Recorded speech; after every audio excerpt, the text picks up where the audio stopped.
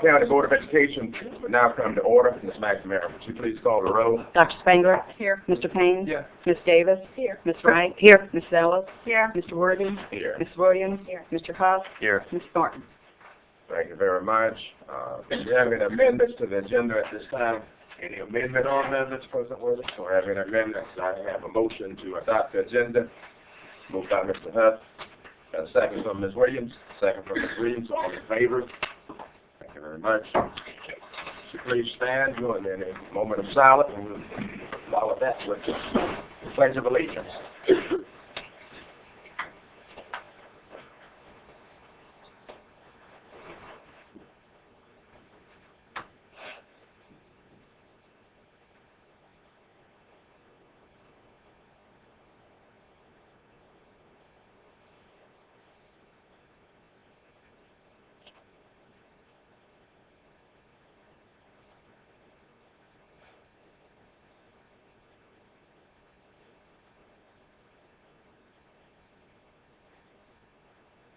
Thank you very much.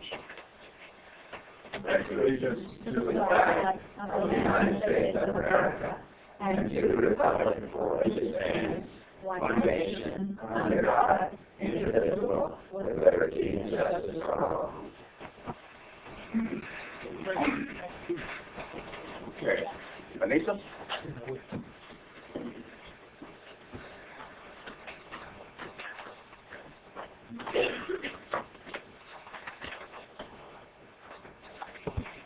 Good evening, Mr. President, Mr. Superintendent, and members of the board. Before I begin the regularly scheduled recognitions tonight, Mr. Worthy has a special presentation.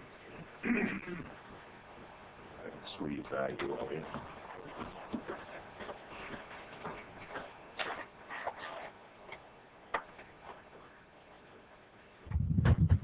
I want to begin by saying good evening to the superintendent and my fellow board members and each of you in the audience. I have a special presentation I want to make this evening. Miss Allison Wright, would you come and join me?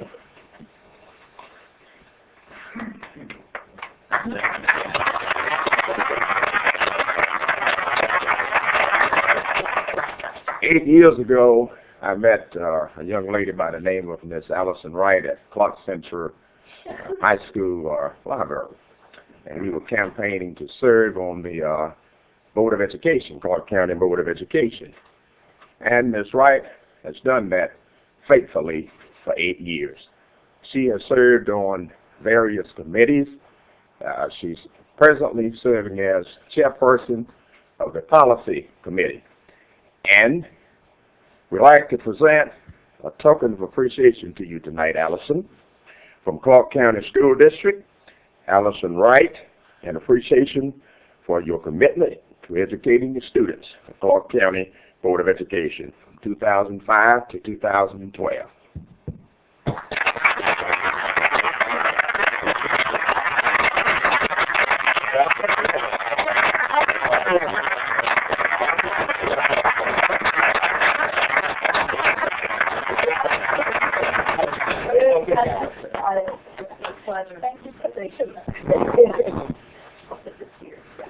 Pleasure sitting by you.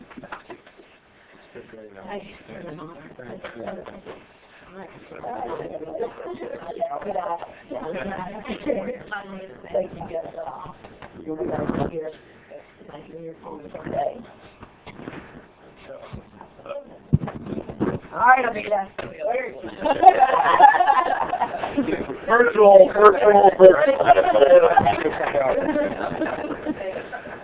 Okay, Allison, we're going to miss you, but Allison has decided to move on and serve as commissioner for District 4 and take care of Clarke County Board of Clarke County Government Affairs at this time. Okay, we're going to move the agenda. We're down to the minutes of the previous meeting. I'm sorry. Okay. Got you, Miss. All right. Hope you over here. Okay. Tonight we have several additional recognitions. And first we would like to recognize Clarke Central High School for being awarded a MetLife and National Association of Secondary Schools Principal Breakthrough Award. And the school was one of only 10 in the nation chosen for making gains in academic achievement by providing rigorous and personalized instruction, with at least 40% of students receiving free or reduced lunches. Clarke Central will be honored at the National Association of Secondary School Principals Conference in National Harbor, Maryland, February 28th through March 2nd. The school will also be, again, one of only 10 in the nation to receive a $5,000 award. Honored schools have demonstrated significant academic gains over the past 3 years, and selection is also based on the following criteria: collaborative leadership, personalization, and curriculum instruction and assessment. Chosen schools have demonstrated continuous growth on state assessments over at least 3 years and have made progress towards reducing the achievement gap. Success in implementing the strategies is documented and verified through school site visits. And on behalf of Clarke Central High School, Principal Robbie Hooker and Ginger Lehman.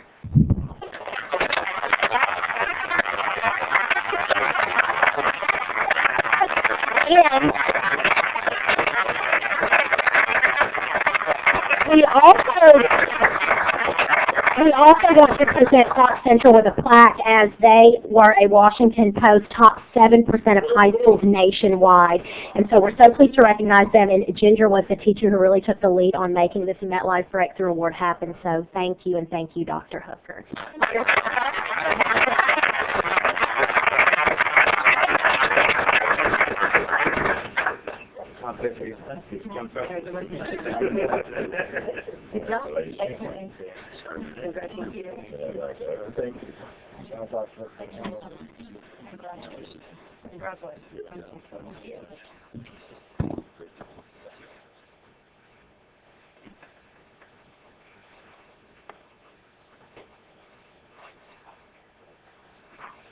And next we would like to recognize the Clarke Central High School Band. At the Georgia Contest of Champions on October 6th, the Clarke Central High School Band received a variety of excellent ratings in Class 1A. Drum Major Excellent, Visual Ensemble Excellent, Percussion Excellent, and Band Excellent. Drum Major received 3rd place, Visual Ensemble 3rd place, and Band 3rd place overall. And this evening we'll recognize the student leaders for excelling at this level. First, Alexis Wiley, Drum Major.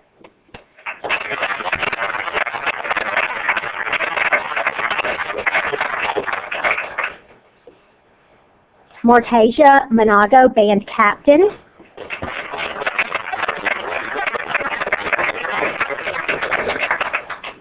Mortasia Monago.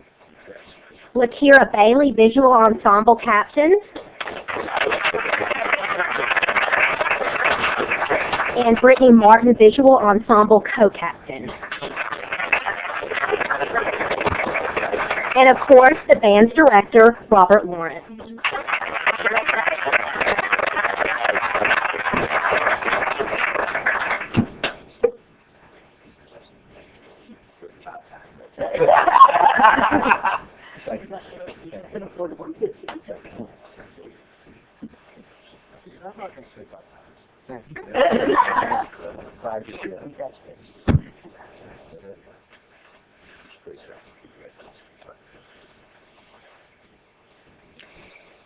And next we will recognize Preston Stanfield of Cedar Shoals High School. Preston, and I want to tell you what he has done. He is the only student in the history of Clarke County to be accepted into the All-State Reading Chorus. Clarke County students in the past have made All-State Chorus, but never All-State Reading Chorus until now. They only accepted 100 students from the state. This is a huge accomplishment, and he will be singing with the best choristers from the whole state in Savannah, January 24th through 26th. Congratulations.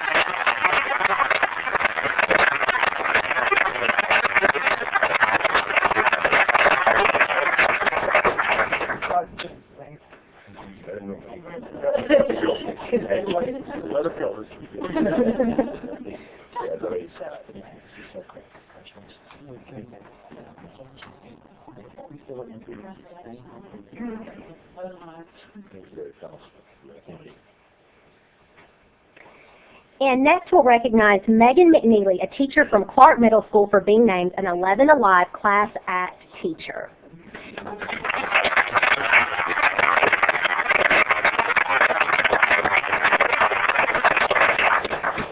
Ms. McNeely is an English teacher, and she was featured on 11 Alive Monday, November 19th for winning an 11 Alive Class Act Award.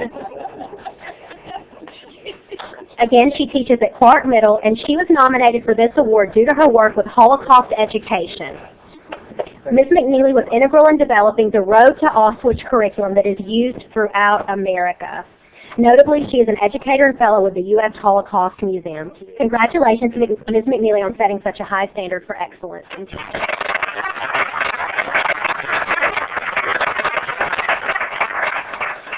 And next we'll recognize the Cedar Shoals High School Automotive Program for achieving industry certification status by the National Automotive Education Foundation. When a program becomes industry certified, it receives a stamp of excellence, which represents the apex of program quality. Only those programs that have successfully undergone rigorous reviews by leaders from business and industry are recognized with this distinction. The State Department of Education is committed to the industry certification process as a part of its effort to strengthen technical and academic standards for all career technical and ag education programs. This designation certifies Cedar's automotive program and ensures it has state-of-the-art equipment and technology, alignment to national standards, entrepreneurial opportunities, and much more.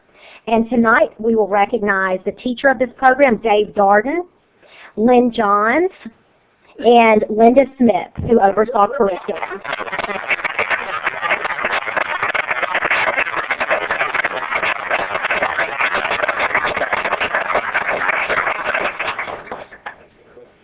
Congratulations. God bless you.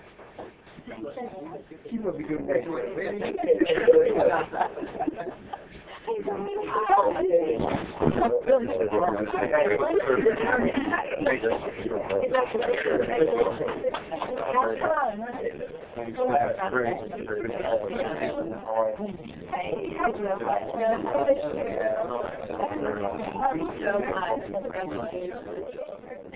so much.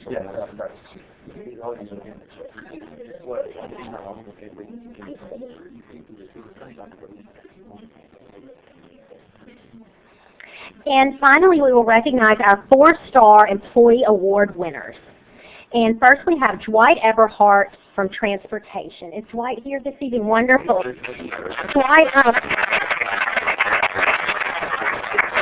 Dwight actually won for November, but he was able to make it tonight. So I'd like to read what Jan Stevens, who nominated him, said about him. She said, Dwight is the only conventional bus mechanic on duty every morning at 6 a.m., and that's when he's already on the go. He is always pleasant, even when he gets called back to back for his help.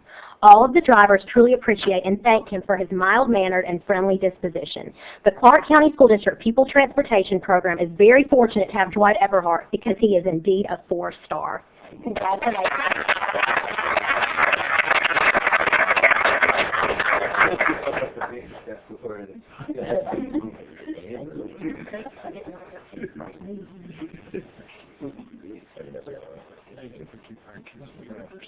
Thank you.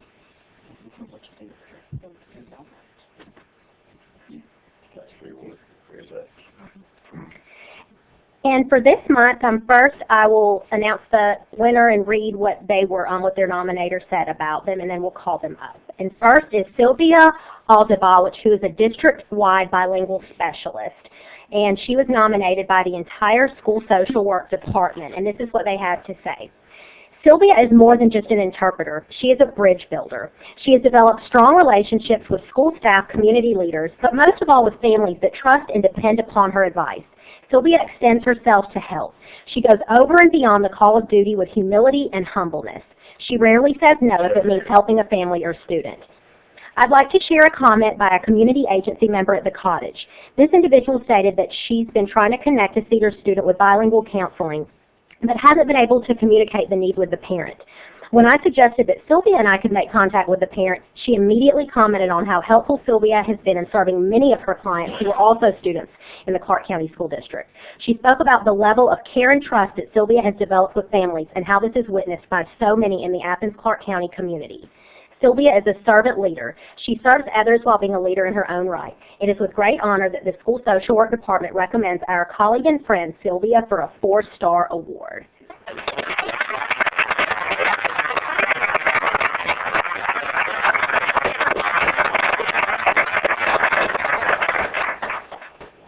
Congratulations. Thank you.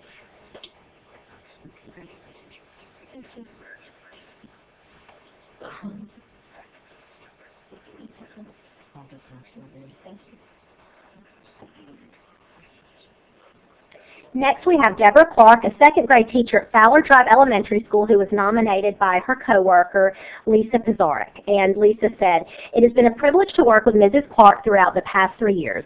When I first began as a new teacher, Mrs. Clarke was always there, providing support and words of encouragement. Mrs. Clarke has been our second-grade team leader. She always selflessly puts others before herself. When a difficult situation arises, Mrs. Clarke is always the first to be there to lend a helping hand. I have learned how to be a better teacher by watching her interact with her students. Although she sets high standards, there is often laughter and enjoyment occurring in her classroom. Each day she drives an hour and a half to and from work. Although there are other districts and schools closer to her home, Mrs. Clarke says that the students at Fowler Drive are her students, and the Clarke County School District is where she needs to be. Mrs. Clarke is a role model and an inspiration for me as an educator." Deborah Clarke.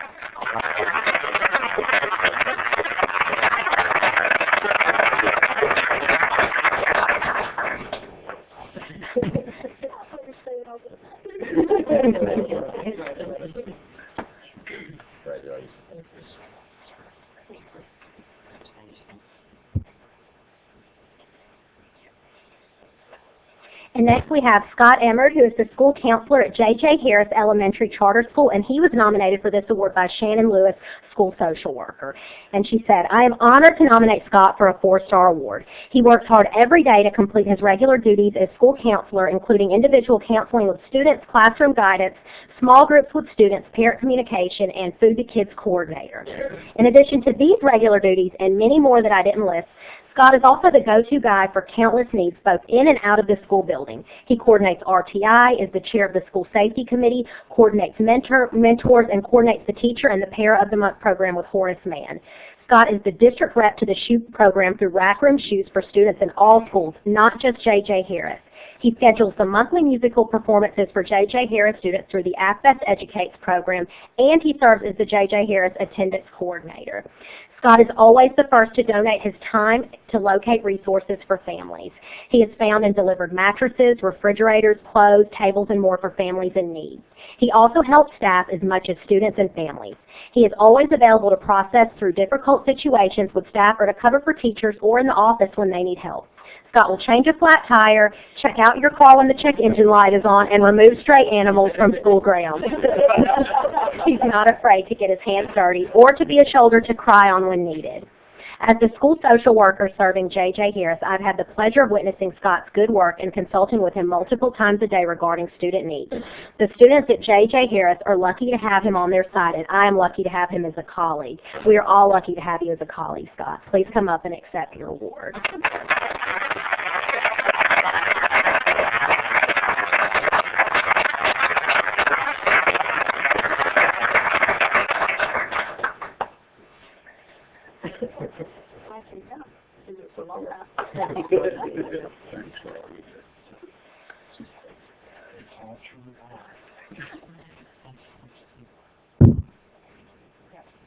And finally, we have Callista Parham, who is a special education paraprofessional at the Early Learning Center, and she was nominated by her co-worker, Amanda Macon. And she said, "Callista has the incredible combination of 2 factors that make a successful educator. She treats each child that she works with as a unique human being deserving respect, and she has a natural talent for reaching children with special needs. When I walk into the room, she is always available to share with me information vital to a student's success on that particular day. She knows what has worked to calm a crying child who has recently just said a new word, and so much more. She is excited to share their accomplishments and is creative in finding ways to overcome deficits. Knowing that Callista is with my students each day gives me a sense of peace. I know that she is a consistent advocate for them. I know that preschool special education is lucky to have her. I know that she deserves this award and so much more. Congratulations."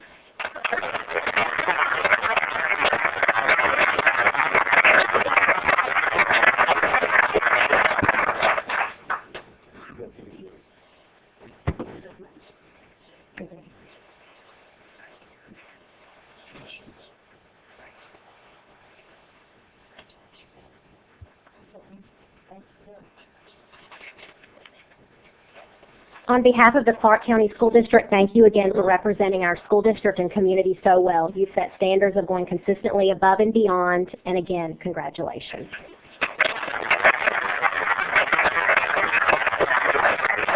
And I again as well want to thank and congratulate the recipients in every way, from our student award winners to the coaches and teachers that go the extra for our students. And obviously, quite clear, it wouldn't happen if we didn't have the dedicated employees, as you heard tonight so eloquently described. Is just remarkable. So thank you very much, Sylvie, from all of us, and certainly from our children and our parents. Okay, thank you again. Thank you, Dr. Lanu. Now we're going to move the agenda down to the minutes of the previous meetings. We have a motion for approval. Moved by Ms. Wright. Final matter. You can't second it. Second by Mr. Harris. Okay. Any questions pertaining to the minutes? Any questions? All in favor? Thank you very much. Motion passed.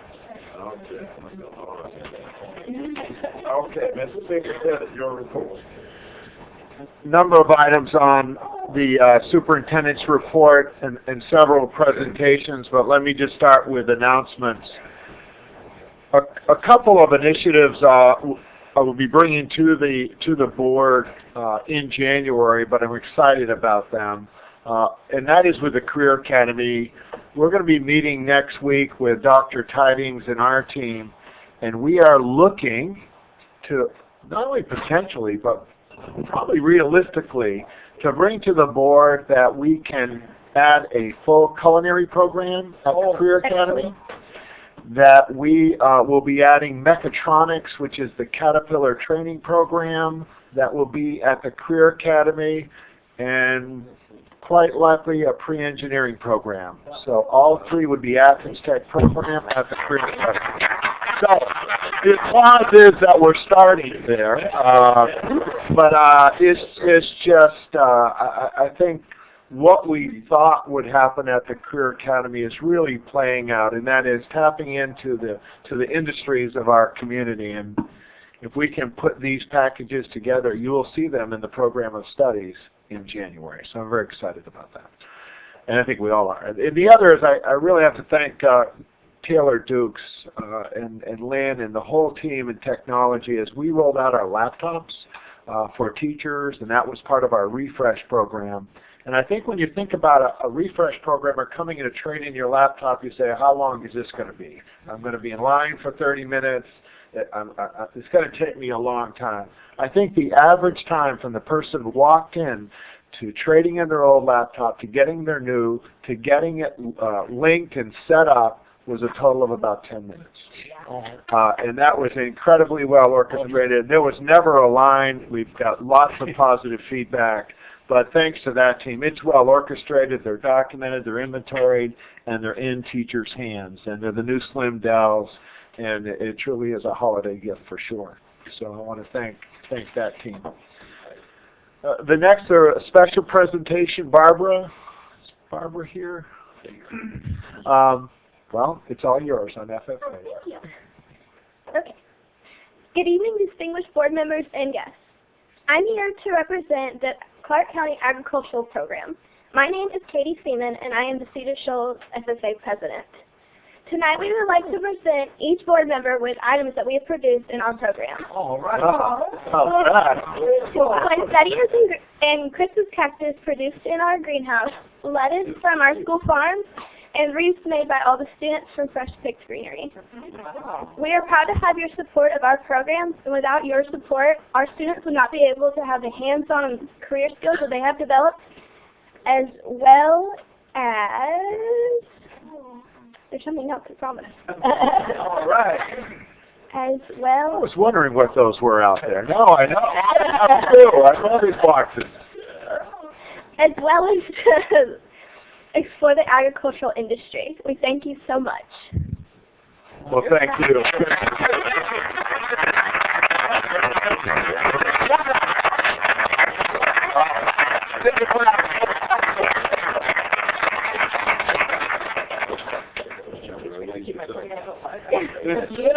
All beautiful. This is definitely a surprise, and it's oh my gosh. Oh, look at that. All right. Thank you. Thank you. Thank you. Sure. All right. Yes, yes. So this would this be a performance task? Yeah. Is that what it is? Thank you. So bad. Amazing. This is me. Are you happy with this? Are you happy? Oh my gosh. I am happy. Wow.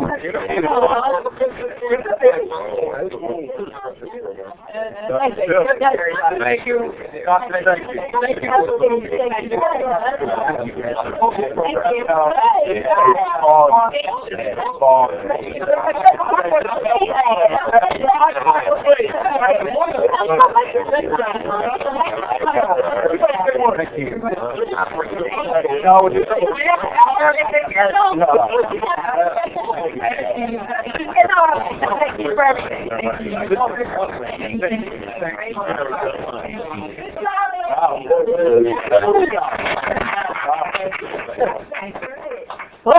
Mind blowing. It's gonna be hard. It's gonna be hard to move on. What the commissioners get, Allison? I'm not sure what we got this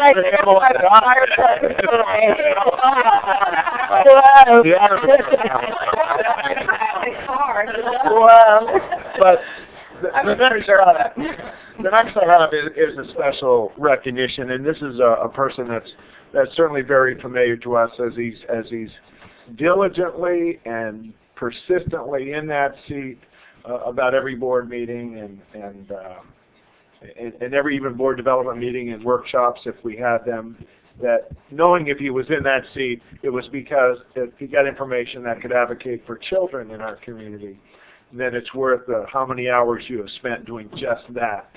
And that's Tim Johnson.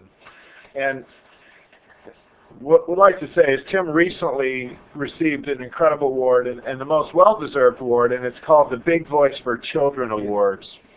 And if I can just read the first line, I think we have a video clip that will show, but it says, that night several weeks ago, tonight with our Big Voice for Children Awards, we celebrate a remarkable group of advocates who have dedicated their lives and their work to shaping a better future for children.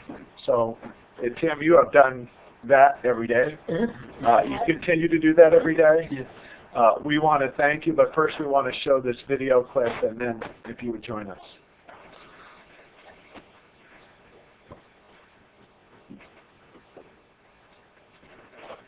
I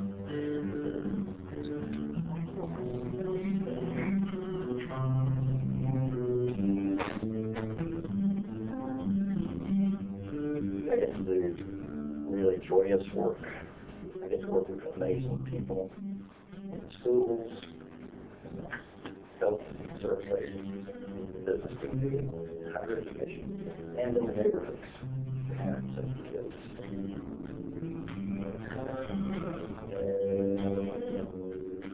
What we do is we pull together all the organizations in Athens that care about children to work together to look at data. What does data tell us what's happening for kids? How can we improve that data?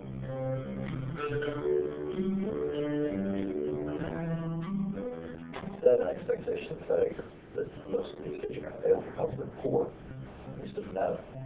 The kids are failing, the adults are failing, the adults are us. School superintendent, to the parents, to the mayor. So we're going to do whatever it takes in our community, neighborhood by neighborhood.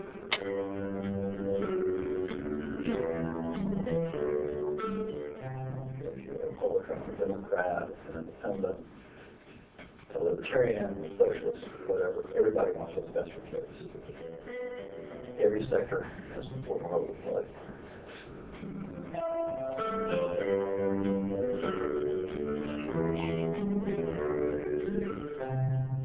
There's a great moral deficit if we're not investing in our children, because in the future, we're going to be spending a lot more money on prisons, a lot more money on health care, a lot more money defending ourselves.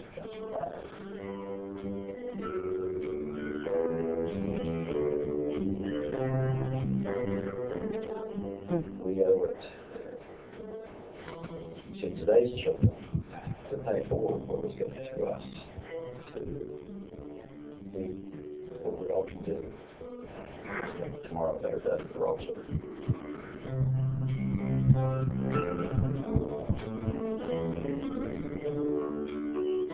Always enjoy the shade of trees that we plant. Trees that were planted by people who never stood in the shade of those trees, who themselves stood in the shade of trees that others planted. I think if we can keep reminding ourselves of that, as well as reminding each other, that we can move forward. And we will move forward.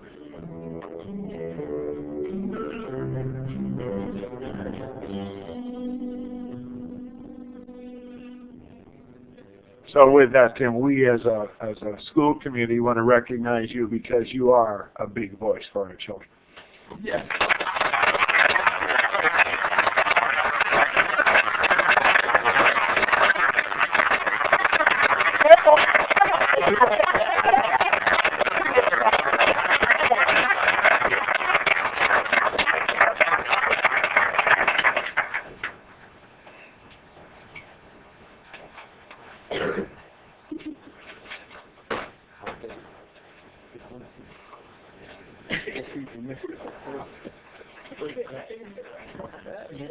See, that just sets the stage for our next presentation, which is our audit report.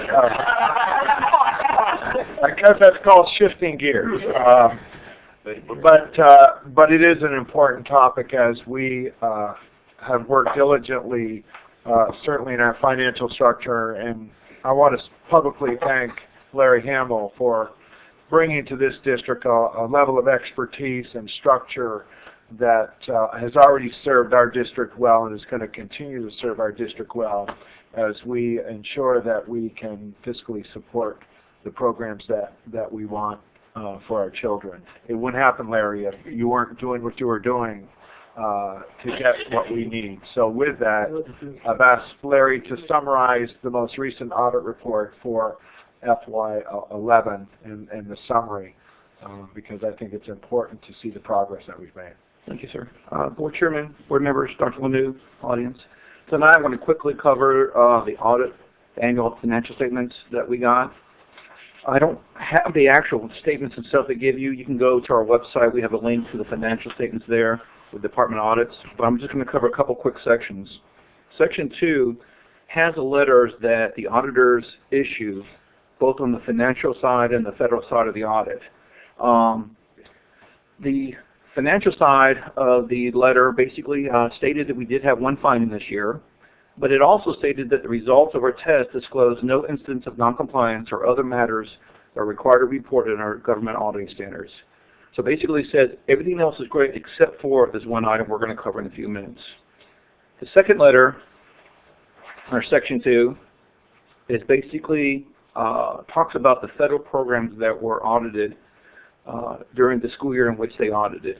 There again, we had one finding this year, but the letter again did state, in our opinion, except for the noncompliance described in the preceding paragraphs, Clarke County Board of Education complied in all material respects with the compliance requirements referred to above that could have a direct and material effect on each of those major federal programs for the year ended June 30th, 2012. So basically what that's saying is we did a very good job on everything but the one finding. Section 4 is basically a summary of all of the activity ahead in 4. And what I want to take your point to is this. If you look up there, you'll see where it says under financial statements, the audit opinion was unqualified. If you look up unqualified opinion, it basically states that the auditor's opinion that the school district followed all accounting rules appropriately and that the financial report is an accurate representation of the school district's financial conditions. In other words, except for those two findings, we did everything we were supposed to correctly. And then we can talk about basically a quick recap of 2010 versus 2011. As you know, last year we had 4 findings. We had 3 financial findings, we had 1 federal finding. It was cash and cash equivalent, capital assets, and financial reporting. Well, I'm happy to report that we got rid of 2 of those findings. We got rid of the capital asset finding, and we got rid of the financial reporting finding. And now we only have the cash and cash equivalent finding. Last year we did have 1 federal finding for matching level of effort.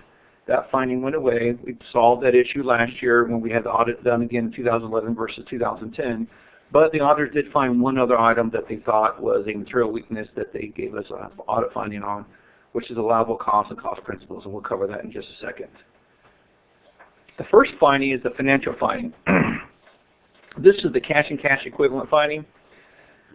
Unfortunately, this is a finding that's repeated from 2008 to 2009 to 2010 and now 2011. I would like to say that I think one of the main reasons this finding has been repeated is because in 2008 we switched to a no county system. And unfortunately, when we switched to that county system, we didn't do the best job we could in terms of making sure we were reconciling our bank statements the way we should have. We solved part of that issue back in beginning 2009, beginning 2010. We hired a private consultant to help us with our bank recs. We were getting the bank recs done on time, but we were still having some issues in making sure we were reconciling correctly. We did get a repeat finding for 2011, and what I can say is that since I've been here since March, we are reconciling the bank statements in-house now, not with a consultant, each month, and we're reviewing all reconciling items and making sure that we figure out what we need to do to make sure those reconciling items are taken care of within a good time frame and they don't linger like they have in the past. My goal is to have this finding come off next year. I don't see why it will not come off the 2012 audit the way things have been going. On the bottom there was basically what we said we were going to do with the auditors. The next finding is a federal finding. This is a new finding we received. Each year they test certain sections of the federal program. In this particular year they did testing on the special education cluster and the Title I cluster. When they did that, they noticed that there were some certain reports that we were required to have done for the year. They're called PARs, Personal Action Report, Activity Reports. It's basically a report that is signed off by the people who work under these federal programs to say what they did during the time frame and how they did it. And we could not find those reports. It's because we couldn't find them. We got a finding for it. But I can tell you this, we've gone back and made sure that we have located those PARs and they're up to date for the 2012 audit. So there again, we think this audit will come off. Last page, these are the correcting items we've done. We've just discussed that real quickly.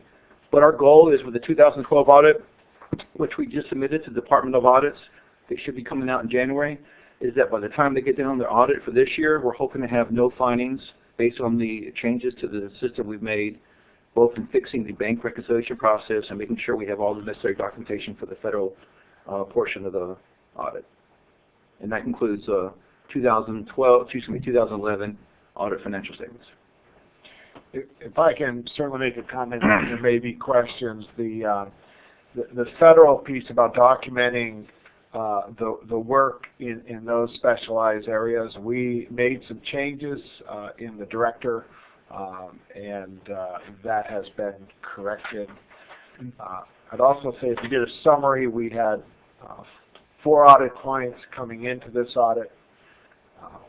We took care of 3 of them, still have the cash reconciliation audit point that we're going to take care of. We added that new federal audit point, which was because of us documenting on the PARs. That will plans to come off as we have done that diligently. And I think the other piece that's really important is that Larry is already, Mr. Hamill is already prepared for the FY12 audit. That we have our documentation aligned like we've never had in the past. He is prepared. He knows what the auditors look for. I mean, that was your life for a while, so it's nice to have someone whose life was to audit you to come back and to prepare your audit. It's a nice place to be, but certainly that doesn't shortchange your expertise. But just to summarize where we are, are there any questions? Any questions on the board? One, could you just summarize the cash reconciliation process and how you've gone through and actually piece that together? Right. When I got here, the independent contractor was getting the data sent to him electronically, and he was most times doing it outside on his own time, either at his house or wherever he worked. Unfortunately, when you do something like that, you don't have access to the counting system. So if you think there's something wrong with it and you're trying to figure out what's wrong with it, it's hard to do it when you're asking for information. You sit back and forth, and it takes time to do that. Since I've been here, what I did was the first time I did the bank statements, I dove really deep into them to try to understand why the prior findings happened. In fact, in some cases, I was going back 1 or 2 years and digging deep for data. And I was able to figure out what all the reconciling items were that were on the current list of the bank statements that we had in all the different sections. And I was able to dive in there enough to where I felt comfortable enough. I knew exactly what needed to be corrected, and we made those journal entries corrected. So 90% of the reconciling items we had prior to May of this year are gone. So the reconciling items we have are very minimal, and they're usually month-to-month reconciling items. Could I ask, Larry, to be even more clear, is that when we reconciled our accounts, the discrepancies, you've accounted for those discrepancies as accounting adjustments. Correct. The money's there, so you have to put it in the right place, I guess. Correct. In other words, there was something that was on the bank statements that didn't hit the books correctly, or there was something on the books that we never went back to the bank to make sure they had it on there, and we made those adjustments or contacted the bank to make those adjustments to make sure they're there. So we, as assets, you've accounted for all resources. Correct. Any further questions? Okay. Thank you very much. That ends my report, President Worthy and the board. Okay, thank you very much. We can move down to item. Thank you, Mr. Hamilton. The report of current committees. CLC SPLOST monthly report you should have. Early Head Start policy report you should have, as well as SPLOST 2, 3, and 4 reports from October. I'd ask that we, at this time, ask for a recommendation to approve the financial report for October 2012. Okay, a recommendation from the superintendent to approve the financial report for October 2012. Okay, I have a motion on that, moved by Ms. Davis, second by Mr. Payne. Any questions pertaining to the financial report? Any questions? All in favor? Thank you very much. Motion passed. Okay. GSB District 11 Director's Report, Mr. Payne. Mr. Superintendent and to the board, we have a new board member that was in GSBA training this year, and I'm going to yield to her and let her speak first. Thank you. I did go to GSBA training. It was a fantastic 2 days. The workshops that I chose to attend in addition to the new board training, which was pretty much policies, procedures, a little bit of law, and more about board governance. Those were general workshops that everybody went through that was new to our school boards in Georgia. Very professionally done. I thought I was very impressed with the caliber of the speakers. We had people that are actually on the floor at the House, at the state level, to talk to us about what's going on in education as well. Then we had on Friday at the conference itself about 8 or 12 workshops to choose from, so we could only do 2.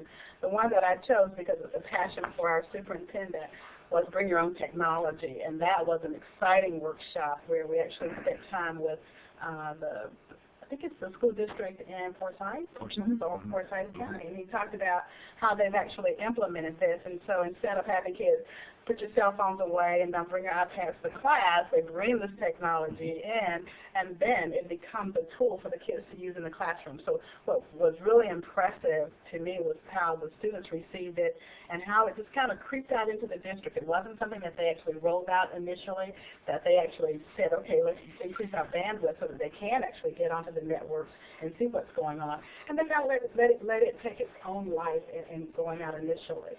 So I'm excited about that opportunity of us not confiscating cell phones from our kids and taking their iPads or their phones, their notebooks or whatever, and letting them use that technology to further their learning experience. And so I think, again, it's fairly new in terms of embracing this as a policy, as a way of learning. But I think it has a lot of promise because the kids absolutely know how to use their technology. So. And Ms. Sabriel, she came up on Friday, and we divided our classes, and she will report now. We did. Mr. Payne and I checked to see who was going to what mini sessions so that we made sure not to double up. And I, too, attended the BYOT. I did not realize that Ms. Davis was going, but it worked out perfectly. She was in one and I was in a different one, so I'm sure we had different discussions. I was equally impressed with the gentleman who heads the BYOT program in Forsyth County. He actually was a teacher at Bernie Harris for several years here. He's good. He gave a couple of tidbits and a couple of things that I'd love to bring back. One thing is that they will be having a Breaking Barriers Technology site visit March 6th through 8th. And I would love to pass this along. Maybe somebody from our district could attend because I think that it was very valuable, the information that he gave. He said that they started BYOT in 2007 and it took 3 years to get throughout the system. He did say that one major lesson that they learned is that an easy misstep that they made is that students can't make the transition on their own from taking their gaming device and making it a learning tool. You have to facilitate that, and you have to teach them how to do that. It's impossible to expect them to come in with their iPad that they've been playing games on and make it their learning tool without further guidance on that. And that was one thing that they just kind of expected kids to transition to that naturally, and it didn't happen. He said 45% of the classrooms are completely BYOT. It doubles every year, so they think that next year it'll be 90%. One big thing that he'd said is that the largest number of students logging into the network is between 4:30 and 8:30 p.m., I think. 4:30 and 10:30 p.m. activity increases on the network 4 times. So he said they've really looked at what's going on in their community, and they call it flipping the school day. So really at school, the kids are kind of interfacing with the teacher, but the learning is happening at home. I mean, they're logging on in and they're doing their work from 4:30 to 10:30 at night, and they use the flipping the school day thing. I did ask about their demographics versus ours, because I know one thing that we've been concerned about with our community is access. And he did say they are a highly affluent system, which is a little bit different than our system. But one thing that piece of information that he offered that I thought was great is he said that they are looking to partner with their Chamber of Commerce and get placards for different businesses all over the community that say BYOT and have the school district's logo on them, and different businesses all throughout the community can put these placards on their door to show we are open to students coming in and working in here on our wireless network, or if they have computers or something for students to work on. But I thought that was an awesome idea, that you don't have to buy anything to come in here and get on our network. Any coffee shop, any bookstore, any library, any store anywhere in downtown Athens or surrounding Athens that has that, maybe the Chamber of Commerce could help us create these placards, and that would bring in the businesses again to show support of our school system and build better awareness. And I thought that was an awesome idea. And one more thing is he said, don't have pilot schools, have trailblazer schools. If you're going to start this at one school or another, he loved that name. I thought that was a really good name. He's like, not a test school or anything, it's a trailblazer school, and I thought that was a really good name. The other mini session that I went to, and I'll make this brief because it's been a couple of weeks and I don't remember everything that they said, but it was the BOE talking about IE squared versus charter systems versus system of charter schools, and now they've introduced a new one called strategic school systems. And essentially what I got out of it, I'll choose my words carefully, is that they at one point had a deadline of 2013 that you had to decide which way you were going. Now they pushed it back to 2015. Now they've introduced this system, this other system, strategic school systems, and now they're not sure what they're going to do with it at all. So I kind of raised my hand politely, and I was like, really? And I really do feel sorry for the systems that went ahead and jumped on board and made major changes in the way that they do things, because now they're abandoning this whole thing altogether. IE squared is going away. It seems like they don't have it all together, so I really am appreciative of our system for holding off and not making major changes, because I think it ended up being beneficial to us, and it'll be interesting to see where that goes. And of course you can say a status quo system as of right now, but it seems like they're going to move toward the direction of the strategic school systems being the preferable one. And this is all really new and hot off the press, and they didn't have a ton of information, but I'm definitely glad I went, because it opened my eyes to kind of how this whole thing is a moving target all the time. So Dr. Barge spoke. He didn't get in depth about anything real great, but he was definitely applauded for his efforts against the charter school amendment. and I thought that was really nice, as well as some of our local community leaders were recognized with the awards lunch, and Bertus Downs was recognized and was there, and for his efforts in defeating the charter school, or attempting to defeat the charter school amendment. We had some legislators there talking about the one thing we need to watch out for is that some legislation coming down in January or in session about doing away with ad valorem taxes and replacing it with something else, but the something else is taxing, when you sell your automobile. And they said, watch out for that because that has a heavy lobbying, and that one gets lobbied out a lot. And if we get rid of ad valorem and switch to that, and that gets lobbied away, we're left without a tax base again. So they said to watch out for this one coming up and some other things. But it was a very good, very worth my time, very worth it to be there. The mini sessions were excellent. I walked away with a wealth of information. So thank you for supporting us and going. Sorry to be long-winded. I would just recap on some of the things that she said. We had an excellent conference, more than 800 registrants, and that's one of the largest conferences that we've held in many years. And I'm not going to get into some of the things that she has already spoken about, but I would like to mention a couple of things. She left out J. Alvin Wilbanks, Dr. J. Alvin Wilbanks, who was the superintendent of the Gwinnett County school system. He was recognized because from the beginning he has been against the charter school, and he led the initiative that initiated the court case against a charter school, and we won, but we lost in the final election that the governor put forth. And we don't feel defeated. You don't always, the good person, good people don't always win. And we just have to redouble our effort to make sure that we continue doing what we're doing here in Clarke County for our children. I just want to make mention of the last speaker, and he was Dr. John Draper, president of Cambridge Strategic Service. And this gentleman, he spoke about all of the negative things that we hear about our school system, but he said they are not true. He said we're doing a great job here in America educating our children.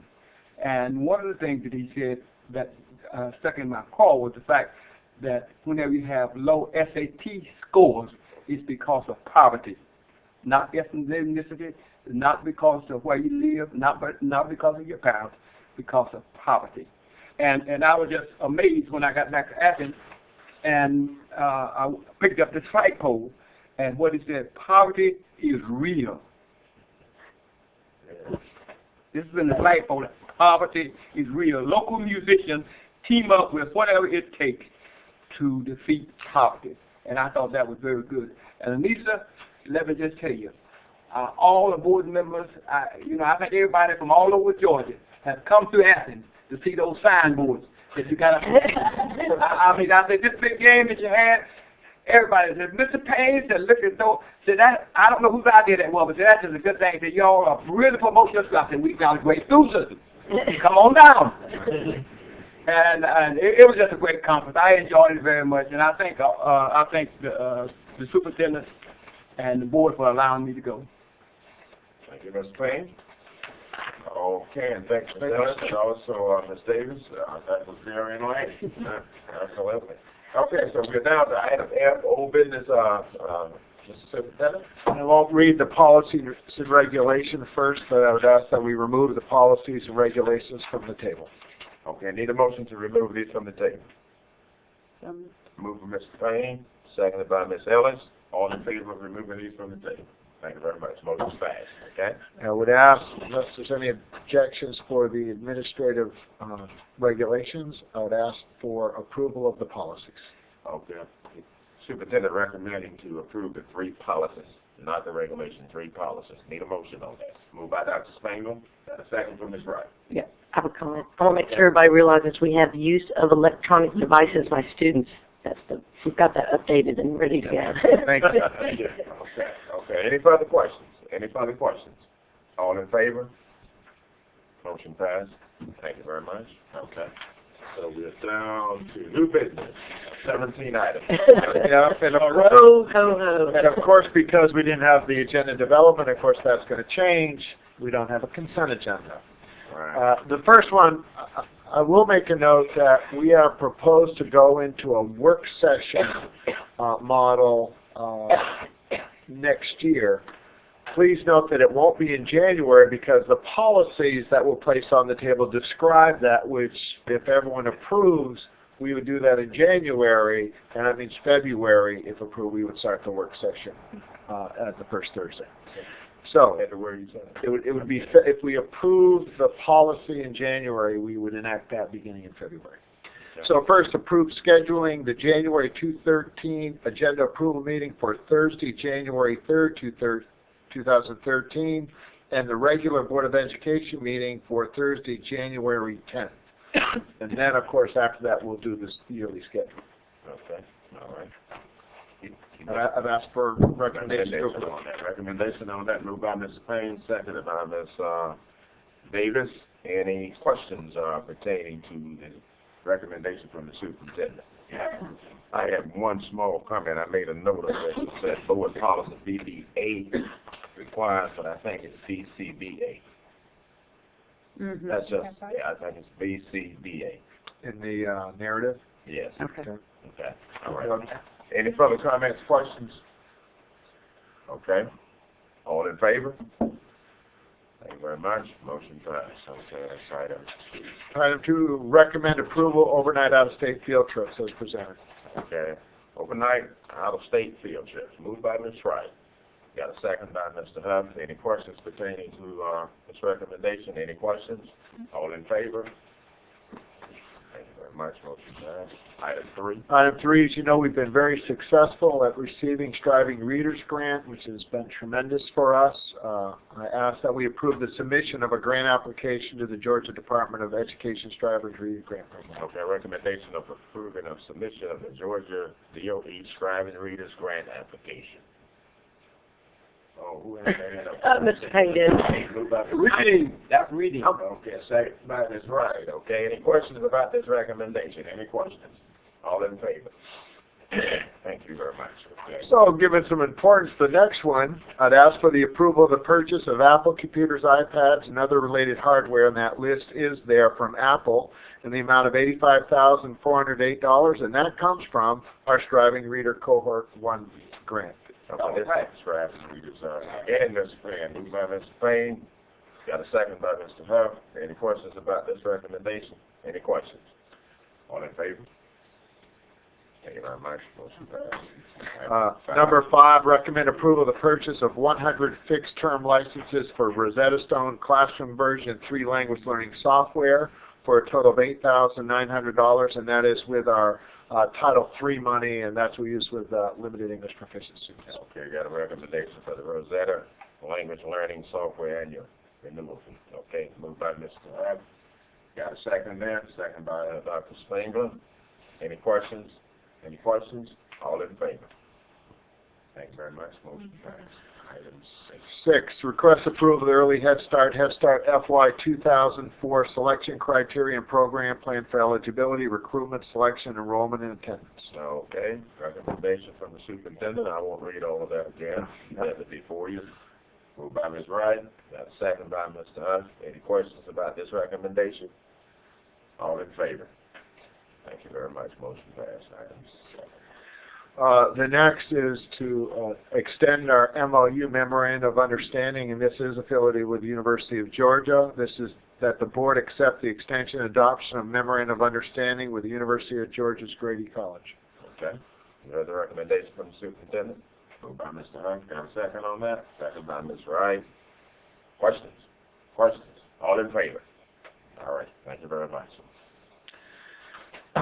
And this is one that there may be question. This is an easement for Habitat for Humanity. I know Ted had contacted property committee members electronically just because of the condensing of our meetings. But I know I heard Spencer Fry spoke to Rotary on Wednesday and talked about the projects, and these are projects that's adjacent to the H.C. Edwards complex. There's an opening. Actually, it's a partial road now. They have asked for an easement so they can continue building those Habitat for Humanity homes. We believe 2 homes. We believe that property would not be used by us and would make the best use for our community to approve that easement. So with that, I approve the requested ingress and egress easement for Habitat for Humanity as outlined above. Okay, this is on the easement for the Habitat for Humanity. I have a question. Okay, hold on. Who had the hand for the motion? Moved by Ms. Bryant, second by Mr. Payne. Okay, go ahead with your question now. There is a cemetery, I understand, in this area. How close is this property to the cemetery that's been abandoned in that general area? Cemetery is a good bit further down the street and back up in the woods. This is not close to that. So does it give access to the cemetery? Is there access to the cemetery? It's just There's not. No access to there's another cemetery that's out there with no access and Right. building homes along that. Is the cemetery adjacent to the school property, or is it? These are existing homes, correct? These are existing lots. Yes. Okay. They've been there a long time. The cemetery is back on a portion of our property, way back In the woods. in the woods. It's on a steep section of wooded ground. So the cemetery is physically on school property. That's correct. Yes. I've never seen it. It's noted on a survey as such. We looked for it and never could find it. But this easement is, if you're aware of the area, if you go behind or to the side of H.T. Edwards on Deering Extension, there are 2 sharp 90-degree turns. This is the one that you come to where there's a house right on the corner. It's been existing a long time. And Habitat has bought 5 lots adjacent to that. They're on front on Carter Street. This easement is what has been a long-term alley, or thought to be an alley, that extends to those 2 lots. Somebody's been using it for years.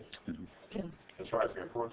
I just wanted to say that's the route I go when I go to H.T. Edwards, and I look forward to that being improved. There's been a gate on that area, and you just wonder if somebody's setting up camp back in there, and I've been thrilled with the renovation that's happening in that area with these houses, and it's just going to give a little bit more security to that backside of our property with people being there. Yes. And living there. And just on a side note, I was able to meet the family that's going to be building one of those first homes, and it was tremendous. Okay. Any further questions pertaining to the easement, Habitat for Humanity? I might ask one question, Ted. Go ahead. Lots 3, 4, and 5. I know that they're not asking for that at all now, but is that something you anticipate that they'll want to extend this easement? I don't think so. I think 3, 4, and 5. They would like to have the easement, but the grade on Carter Street is such that they can have easement pretty easily right off of the road. Right on Carter. Mhm. Okay. And if they came in the back, it would be additional trees coming down, so we didn't think that would be appropriate. Okay. Also just mention that per Mr. Benton's direction, we will maintain right of ingress and egress across this easement, and the owners will not only improve it, but maintain it. Any further questions? Any questions? Okay. All in favor?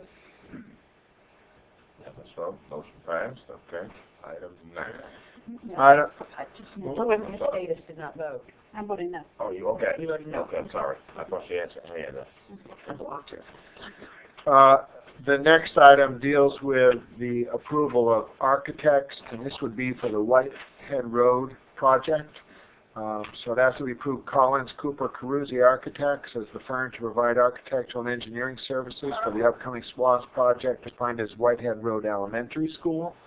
If you weren't sure, we'll be bringing all those projects in January. This just gets us moving on that particular project. Maybe a good time to, if you mentioned, David, a little bit about the process, and you have some posters back here, maybe take a couple of minutes to speak to this. You want to see the posters first? Possibly. That would be good. Yeah.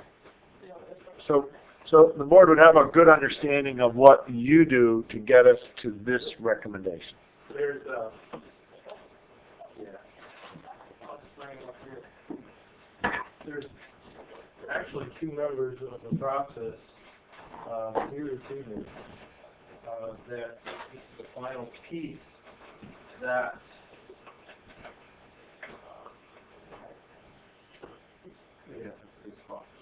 sorry.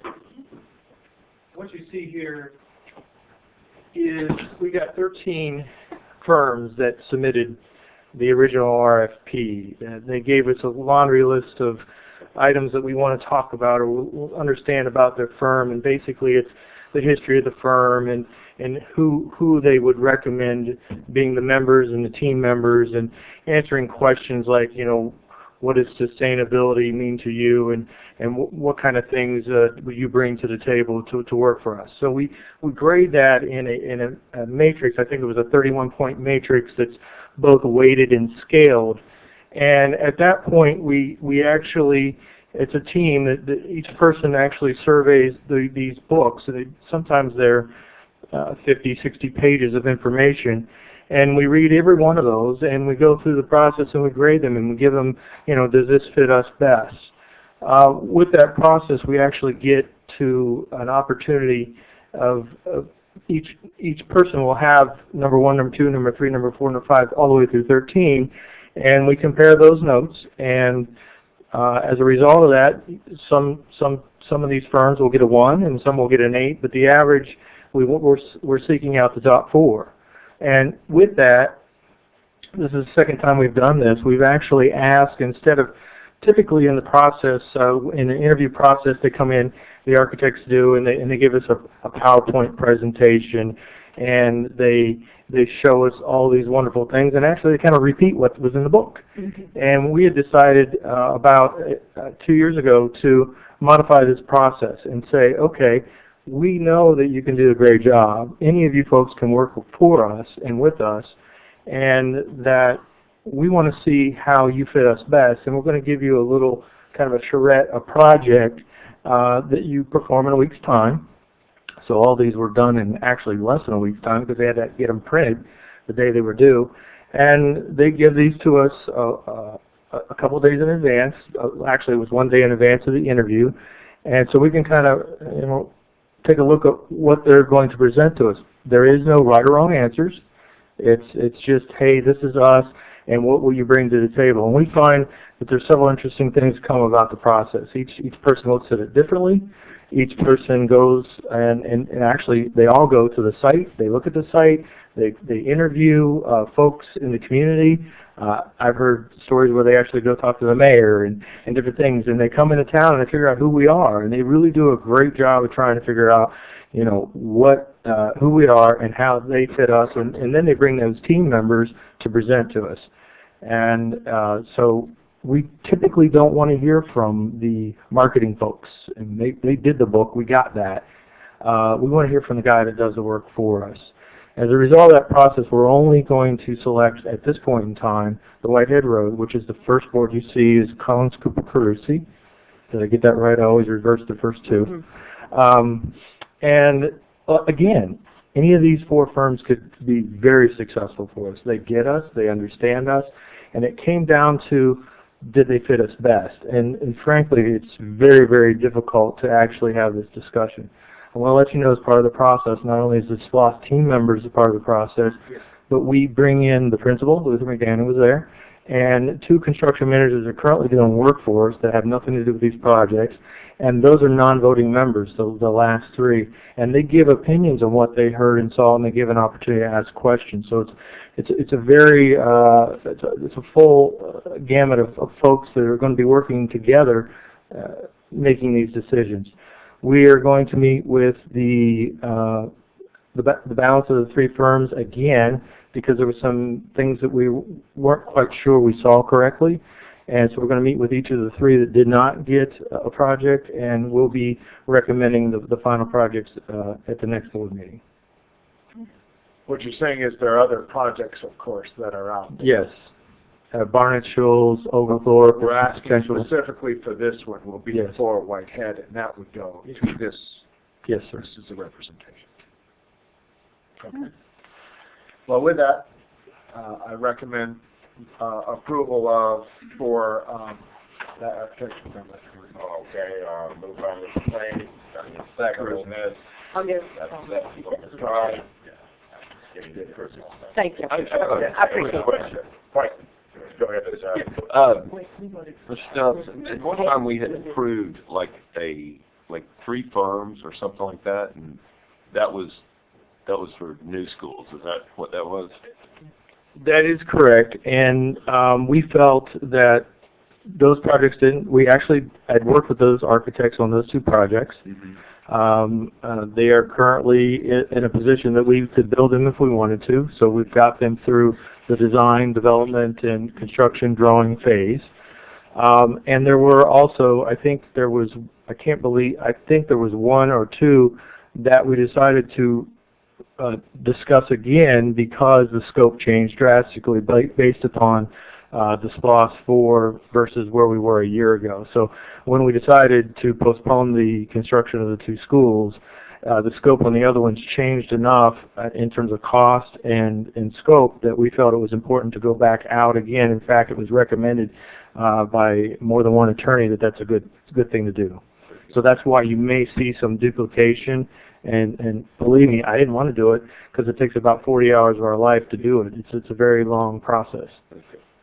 So that past agreement is kind of no longer the way. The process, if I ask, the process changed before we went to a number of architects and we chose the one, we got a team and then we selected what we thought was best for the project. But in this case, we're going one-to-one. We're putting it out. We're not selecting 3 or 4 or 5 architects and then assigning a project. We are selecting a project per school, which is different than before. That's correct. David, this is a new architect, and I know you presented on this in the CLC meeting on Tuesday morning. And I thought I had done some additional thinking since then. But anyway, I'm quite sure that the other schools and different school systems, y'all take a look at some of the work that they have done in the past. Absolutely. That's actually a very important indicator, and we actually talked to some of the folks that actually build the schools and work with them to get an understanding that, you know, what we're reading in the books and what we're seeing in person is realized. And so we do that, you know, check the references and make phone calls and that sort of thing. So obviously the other school system that you checked with, they gave them a good reputation. So far so good. Yes, sir. That's fine. I just want to comment. I think this is the most thorough process that I've seen since I've been on the Board of Education in picking out the architect. And the other thing I want to point out was the fact that they brought in 2 contractors. That they were non-voting, but they were there along with the principal watching the presentation. I think that was very good too. Okay. All right. Add the motion. Second question. Any further questions? Any further questions? All in favor of this recommendation? If you don't mind, right hand, please. Thank you very much. Motion passed. Thank you, and thank you for your work, David, and your team. Okay, see you. Number 10, recommend approving the proposal for direct digital controls and a new network manager for the Barrow Elementary project from Control Concepts, Inc. for the amount of $125,750. Okay, a recommendation from the superintendent on direct digital controls network manager for Barrow Elementary. Right, moved by Mr. Payne, seconded by Mr. Huff. Any questions? Yeah, I have a comment. I just want to ask, these digital controls, is that what we have in the HA building? Yes, sir. I tell you, they are just wonderful. You go in there, the lights come on, you leave, the lights on. It's just wonderful. I thank you so much. This is nice. Well, we've added one additional thing this time through is we're actually not only are we controlling the lights, but we're controlling the mechanical system, so we don't continue to bring in fresh air.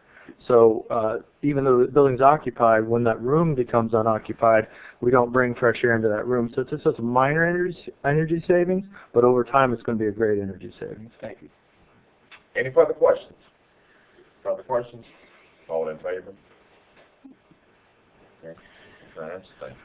Number 11, recommend approval of the award of the web-based security system from Control Concepts, Inc. for the amount of $138,540. That's for the Barrow Elementary School project. Okay, security solution for Barrow Elementary, that's a total of $138,500.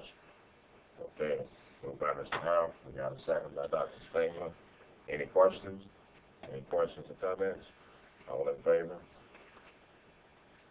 Thank you very much. Motion passed. Mr. President. Yeah. But before we go any further, I just have a question right here. I've noticed that here of late, we don't have as many break-ins.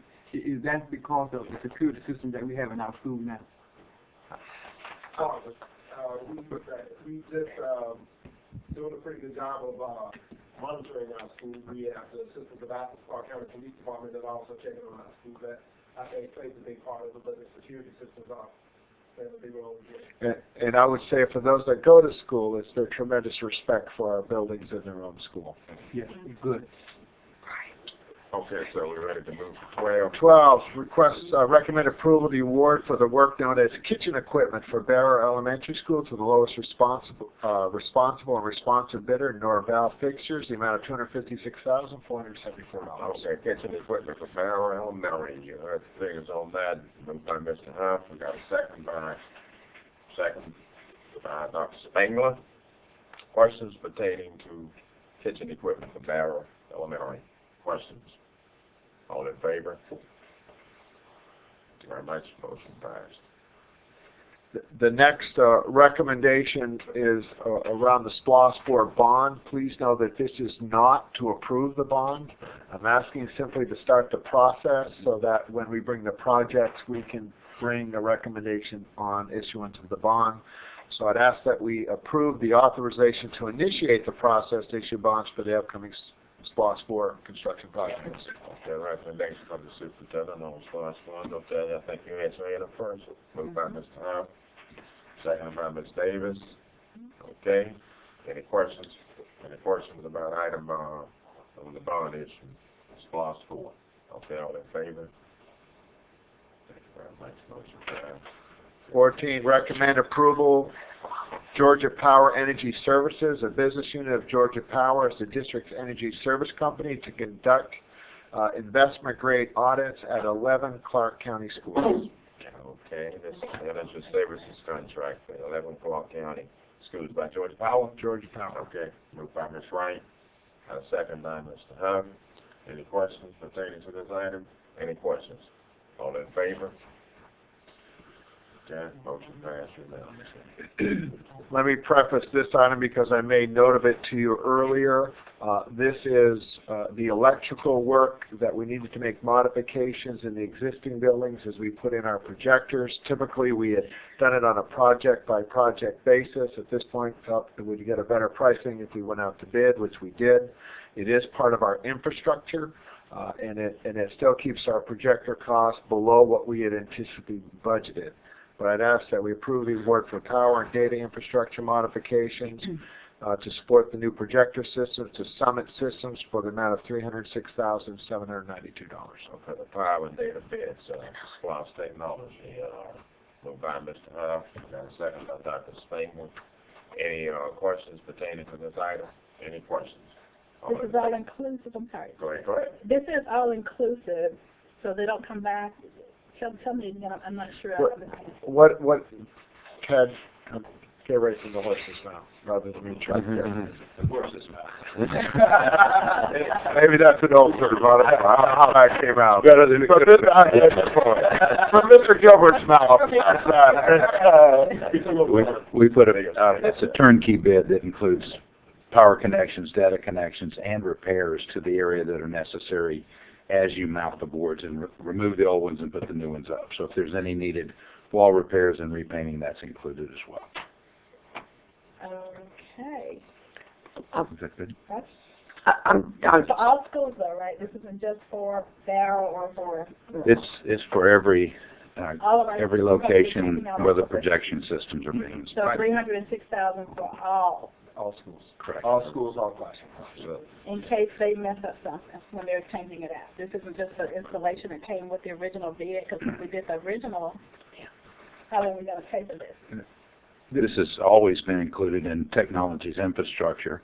But what we did in this, David just reminded me that, in fact, Chris Evans, E&E or E+E Architecture did the project for us, which was really extensive, produced a specification manual about that thick that covered every single installation in the district.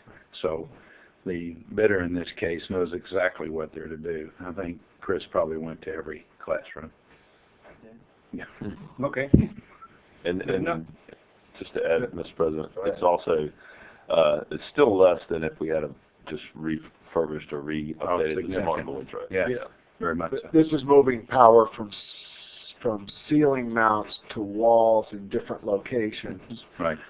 That had been typically dealt with on an individual basis or an individual school, but because our scope of our project was so large, and that was one of the notes I made to you, he said, let's go out to bid for all of them to get the best pricing. Right. We have to move electricity and repair some of the data points, which is part of an infrastructure. We just haven't got out to bid yet with that. Right. So we approved the change out of the equipment, Yes. right? Yes. To the new projectors. Yes, that's right. And so I understood that to include this cost, and that's just where I'm having a disconnect. Because I don't understand. And I can understand that the cost was usually individually, it was built in differently, so I can understand that. It did not include moving the power. Wow. We always anticipated That this cost, though. It's always been in the plan. We knew it would. It was not a surprise to us that we had to do this. Okay. It just hadn't been bid independently because it's different types of work. But I can understand where you're coming from.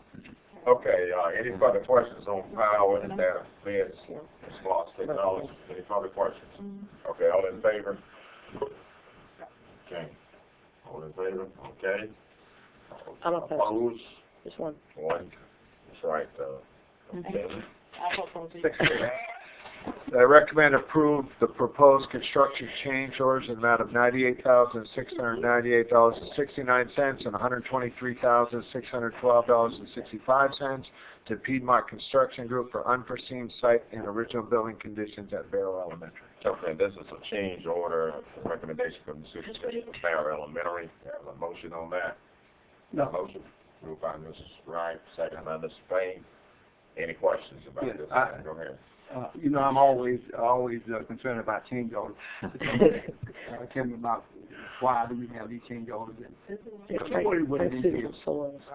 Basically, we had, in terms of a change order, it's kind of a difficult word to use for that. We knew that there were unforeseens in the site, that we knew that there were rock in the site, and until we knew exactly the quantity, we had actually contingencies in my funds. Basically, it's not taking any additional SPLOST funds for the total project budget, but it's taking it from the SPLOST contingency budget, just moving it into the CM budget. The reason we did this was to make sure that as we continue the last few months of the process, that we had enough contingency in the CM's contract. They still have more than 200, I think close to $300,000 left in their contingency. What we didn't want to do is take that away right now. And since it's unforeseen, we knew that there was going to be rock under the ground. We knew that there was going to be some structural repairs that were necessary. When we got into the old historic building, we found some things that we didn't really care to see, but there was some beam pockets that just frankly, they didn't fit. They missed by 4 inches, and so we had to, do some structural modifications. And so that's basically all. These are unforeseens on the original building and under the ground. The site considerations, removing the rock and replacing it with suitable soils. Thank you. Thank you. Okay, any further questions about the change order for Barrow Elementary? Any further questions? All in favor? Everybody got their hands up, okay? Unanimous vote. Thank you. Recommend authorizing the superintendent to apply for funds under PL 81-874 Impact Aid Program for fiscal year ending June 30th, 2013. Okay, recommendation from the superintendent authorizing you to file for Impact Aid. Yes. Okay. Yes, sir. Moved by Mr. Payne, got a second by Ms. Williams. Any questions about this recommendation? Any questions? All in favor? Okay, motion passed unanimously. Okay. 18. Recommend we approve a memorandum of agreement between UGA and CCSD in the amount of $9,000. This is for an evaluation of one of our programs, which is required by the grant and is covered by the grant. And this is the 21st Century grant. That's correct. Okay. Moved by Mr. Singh. Got second by Mr. Hunt. Any questions pertaining to this recommendation? Any questions? All in favor? Okay. Keep your hand up for one. Those Okay, you got that. Opposed? Oh, no. I'm in favor. I'm calling for anyone that opposed. Oh, no. No. Dr. Spain? I'm going to abstain. Okay. It's called for College of Education. One abstention. All right. And the final, after, again, I think a good meeting by policy committee, review a long and productive meeting. Yes, yes. Under the continued leadership, last one of Board Member Wright. Yeah. But I would ask that we place these policies and regulations on the table for 4 weeks. Okay, need a motion. Need a motion. Ms. Wright? Oh, sorry. Right. Got a second by who? Mr. Huff. All in favor, please, and these motions. Sorry. All righty. All right, I'll put the policies on. And at this point, I recommend an executive session for the following reasons: acquisition, disposal, leasing, appraisal of real estate, or the employment, compensation, hiring, dismissal, or evaluation of employees, which in this case would include the evaluation of the superintendent, and for pending or potential litigation claims or administrative proceedings, or the settlement of such litigation claims or administrative proceedings. Okay, we got need a motion to go into executive session. Moved by Dr. Spain, second by Mr. Spain. All in favor. Show of hands, please.